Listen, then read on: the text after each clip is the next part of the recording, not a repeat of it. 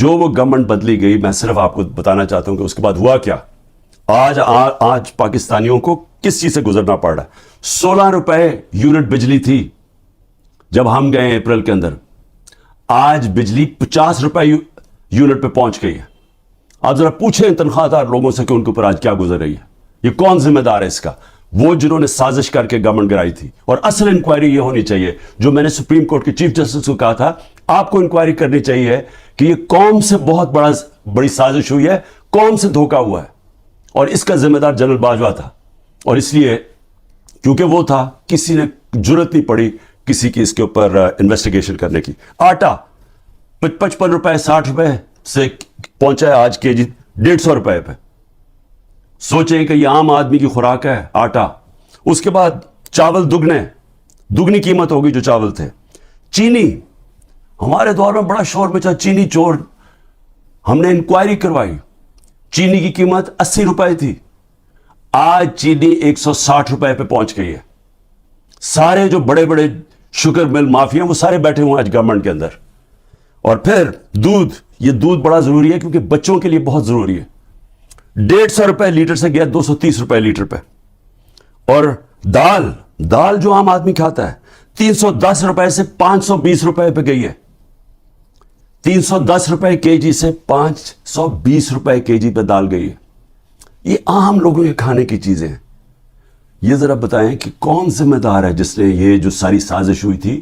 اور انشاءاللہ جب بھی انکوائری ہوگی ثابت ہوگا کہ بہت بڑی ایک چلتی ہوئی حکومت کو مشکل وقت سے جو پاکستان کو نکالتی گئی اس کو گرا کے تو یہ ہوا. میں آخر میں دو صرف چیزیں کہنا چاہتا ہوں.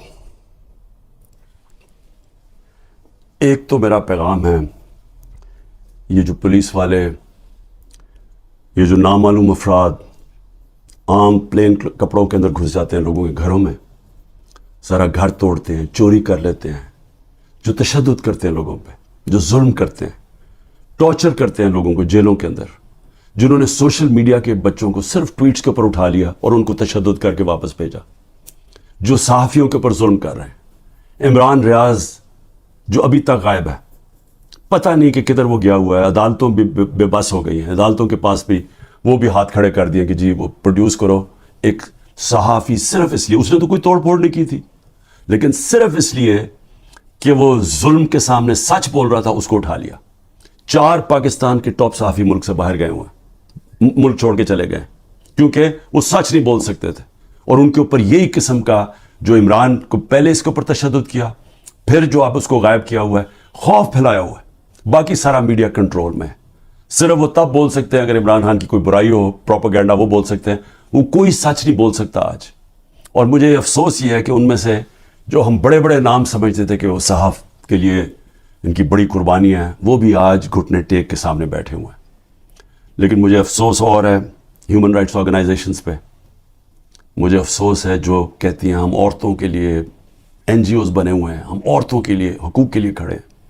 یہ واحد پارٹی ہے پاکستان کی تاریخ میں جس نے پہلی دفعہ خواتین کو پالیٹکس میں لے کے آئیں.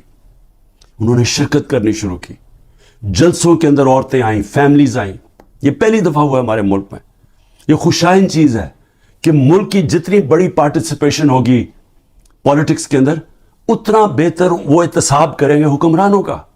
جتنی زیادہ بڑی ٹرن آؤٹ ہوگی اس کا مطلب کہ عوام نظر رکھ رہے ہیں حکمرانوں کے اوپر. تو اصل تو ڈیموکریسی کا مطلب ہی ہے کہ عوام احتساب کرتی ہے، جو حکومت کرتے ہیں وہ دیکھتی ہے ان کا. تو عوام تو آج پہلی دفعہ نکل رہی ہے، اس طرح ٹرن آؤٹ ہو رہا ہے، عورتیں نکل رہی ہیں. اور ان عورتوں کے اوپر جان کے یہ تشدد کیا جا رہا ہے باقی عورتوں کو ڈرانے کے لیے کہ وہ نہ گھروں سے نکلے، کہ وہ چپ کر کے سہم کے بیٹھ جائیں. تو کدھر گئی ہیں ہیومن رائٹس جو عورتوں کو ریپرزینٹ کرتی تھیں؟ کدھر ہیں وہ عورتیں؟ کیوں نہیں بول رہی؟ یہ جو ظلم ہو رہا ہے ان عورتوں کے اوپر، وہ بیچاری صنم اور طیبہ، وہ تو تحریک انصاف میں ان کا کوئی عہدہ نہیں ہے، ان کو جیلوں میں ڈالا ہوا ہے. وہ صنم کے خامد آیا، اس کو پکڑ کے لے گئے. اب ان کا گھر میں بچہ ہے، وہ کیا کرے گا؟ دونوں کو پکڑ کے لے گئے. عمر چیمہ، اس کی بیوی، میں پھر سے کہتا ہوں وہ کینسر کی سفرر ہے، کینسر کی اس کو پکڑ کے جیل میں ڈال دیا، صرف اور صرف دہشت پھیلانے کے لیے کہ عورتیں گھروں سے نہ نکلیں. اور پھر سے کہ نہ یہاں بول رہی ہیں نہ باہر. بڑی فکر ہے افغانستان کی عورتوں کی بہت فکر ہے، اور ہے ٹھیک ہے کہ اسکولوں میں سب سے زیادہ ملک کی بہتری ہوتی ہے جب عورتیں پڑھی لکھی ہوتی ہیں، اور پاکستان میں تو خاص طور پہ جب آپ کی آبادی تیزی سے بڑھ رہی ہو تو اس کو روکتا ہی ہے کہ پڑھی لکھی، جب آپ کی بچیاں پڑھی لکھی ہوتی ہیں، عورتیں پڑھی لکھی ہوتی ہیں. لیکن کیوں فکر نہیں ہے کہ یہ پاکستان کی عورتوں سے کیا ہو رہا ہے؟ تو ایک تو یہ ہے. میں آخر میں صرف یہ کہنا چاہتا تھا